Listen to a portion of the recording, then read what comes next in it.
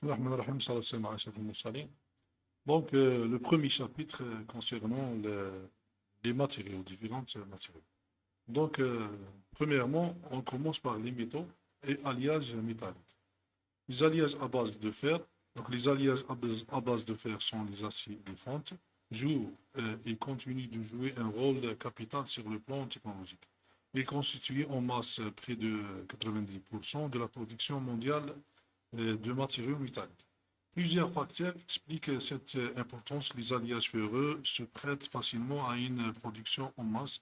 Ils ont, ils sont bon marché et on peut les acquérir sous forme très variée grâce à la diversité des traitements thermiques et des éléments d'addition. Ils sont un fort module d'élasticité et de fortes limites élastiques. L'acier est un alliage de fer, de carbone, formant au maximum 2% de carbone. La fonte contient de 2 à 5% de carbone. Donc, contrairement à cette dernière, l'acier est un métal ductile. Il peut subir des changements de forme par compression, extension à chaud ou à froid. Il est caractérisé par une propriété fondamentale. Donc, il prend la trempe, c'est-à-dire qu'il est susceptible d'acquérir une grande dureté lorsqu'il est chauffé à une température suffisamment élevée et refroidir à une vitesse assez grande. Donc, c'est le phénomène de la trompe. Donc, les aciers, les aciers à usage général sont symbolisés par ces deux symboles. Donc, le chiffre signifie la rupture. Par exemple, 350 mégapascal, la limite, la rupture, la limite élastique, pardon, la limite élastique.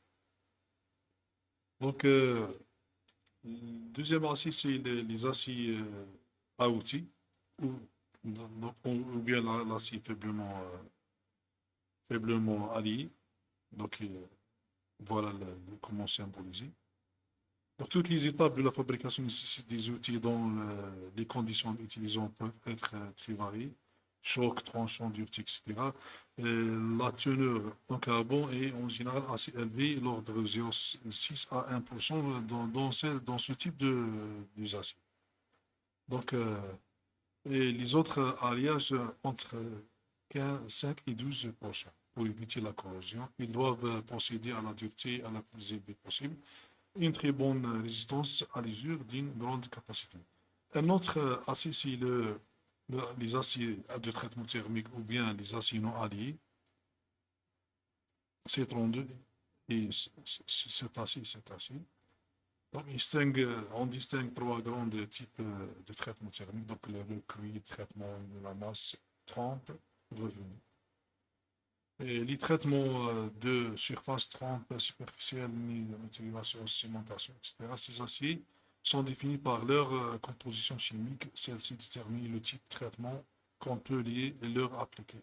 Les aciers de traitement thermique sont soit des aciers en carbone, soit autres éléments d'addition que les éléments d'accompagnement comme ceci. Et,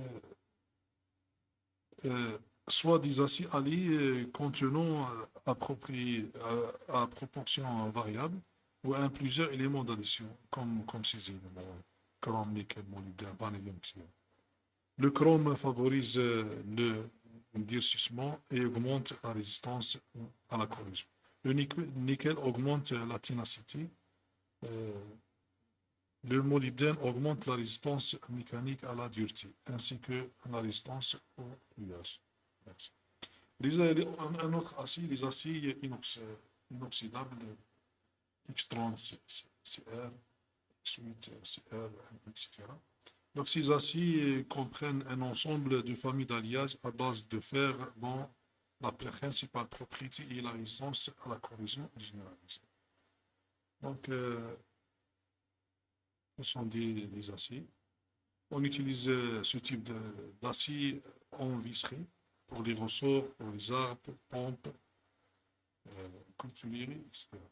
Les alliages non ferreux, maintenant, les alliages non ferreux, ça veut dire ne trouve pas le fer. Bien que ne présentent que 10% des matériaux métalliques utilisés industriellement, les alliages non ferreux n'en restent pas moins d'utilisés pour certains, de leurs propriétés spécifiques. Masse volumique faible, propriétés électriques, résistance à la corrosion, l'oxydation, facilité de mise en œuvre, ces avantages l'emportent dans certaines applications malgré le coût de revient plus élevé de ces alliages.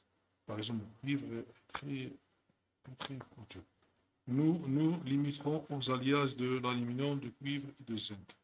Donc l'aluminium de ces alliages, les alliages d'aluminium présentent tous les avantages recensés ci-dessous. Le point de fusion, l'aluminium notamment, ne dépasse pas 660, ce qui le rend particulièrement apte aux opérations de front.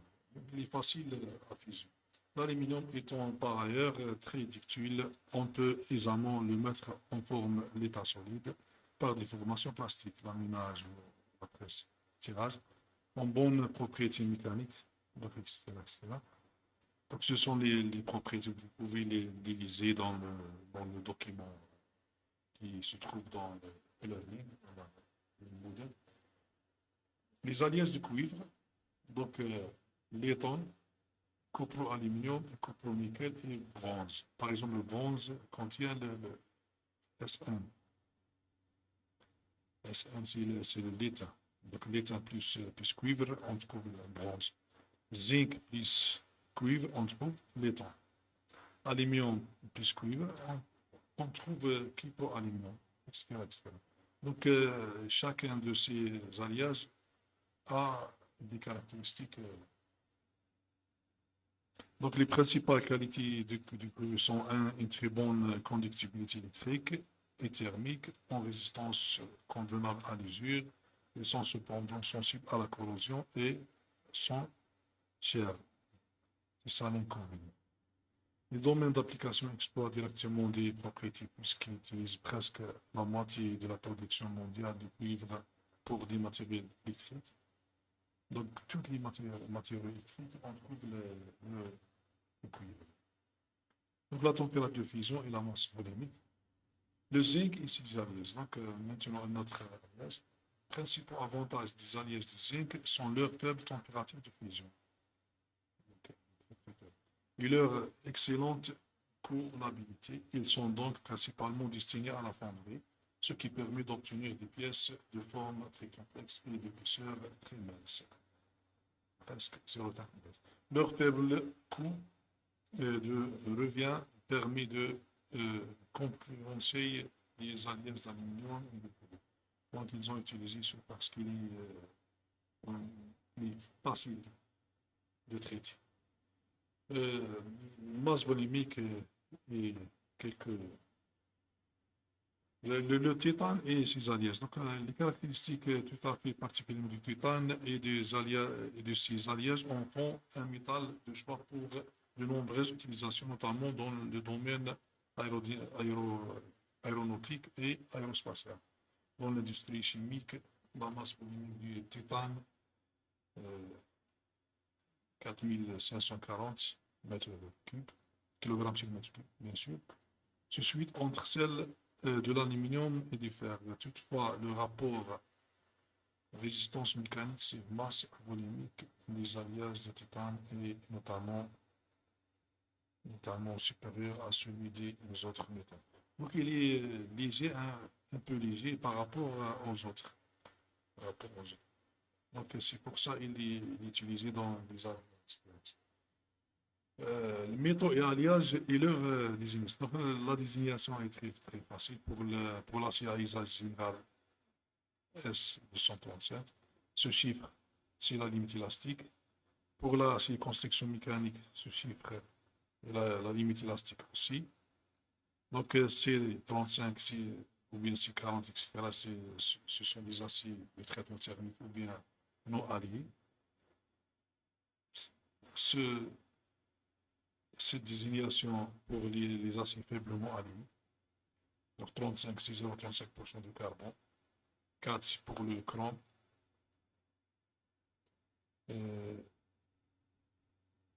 Tout qui commence par X, ce sont les aciers fortement alliés. parce que les alliages dépassent 17%, 12%. Donc, sont avec un pourcentage très élevé. Et aussi, un autre assez fortement allié. Un GZL, ce sont des fontes, donc fonte gravité laminaire pour un GZL, fonte gravité sphéroïdale pour le GZS. Les alliages d'aluminium, là-dessus par exemple, les polymères, ce sont les matières plastiques non fibreuses, comment dirais-je, sont pas des, sont pas des quoi, ce sont pas des métaux. Ce sont les principes thermiques et leur emploi, la rapidité de mise en œuvre du thermoplastique, injection, extrusion notamment, et la possibilité de réutiliser les déchets ont favorisé leur emploi. Donc on peut utiliser le recyclage pour ces matériaux. Donc la famille de thermoplastique, grande diffusion, donc les vinylines, polyfines, les styréniques, les aryliques, etc. Donc chaque type est utilisé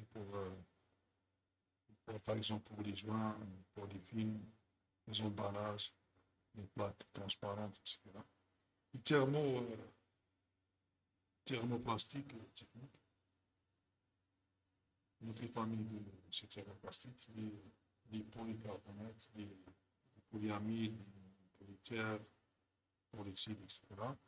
Chaque type est utilisé, par exemple, le premier pour le vitrage, l'autre c'est le matériel médical, les roues dentées, paliers, ventilateurs, etc., etc.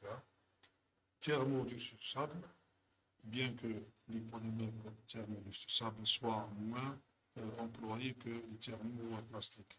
Ils demeurent intéressants pour des températures d'utilisation comprises entre 100 et 200 degrés. Ils subissent pendant leur transformation une opération chimique de polymérisation, de fixation, chaleur, pression, température, d'éclaircissement et irréversible. Les déchets ne sont donc pas utilisables.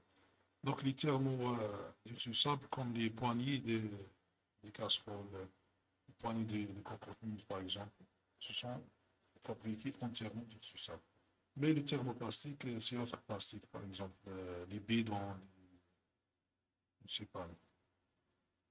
Donc les matériaux composites. La recherche permanente des performances techniques est jointe aux besoins d'optimisation et à allègement de certaines structures a motivé l'utilisation puis le développement de matériaux spécifiques dont la composition et les caractéristiques ont été adaptées à la solution technologique des problèmes à résoudre. Les matériaux composites ont été développés dans ces états d'esprit. L'idée de base est d'associer dans une même masse des matériaux différents par leur nature chimique et géométrique afin d'augmenter les performances globales au point de vue mécanique, physique et chimique, ainsi que de faciliter la mise en œuvre.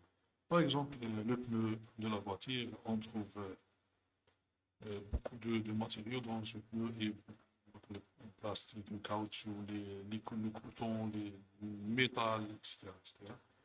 Le tout, c'est un matériau composite. Les composites grande diffusion et les composites haute performance.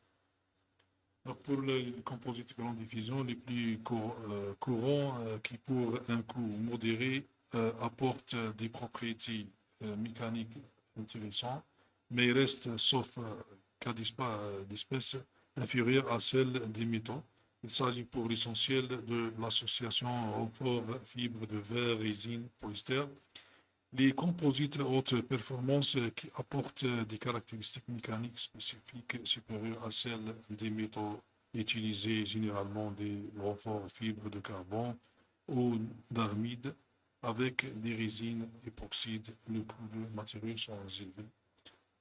On entrave la faible part on pondéra des composites haute performance qui représentent 10% de l'ensemble des composites. Il y a aussi des matériaux invisibles qui distribuent avec une fonction étudiée.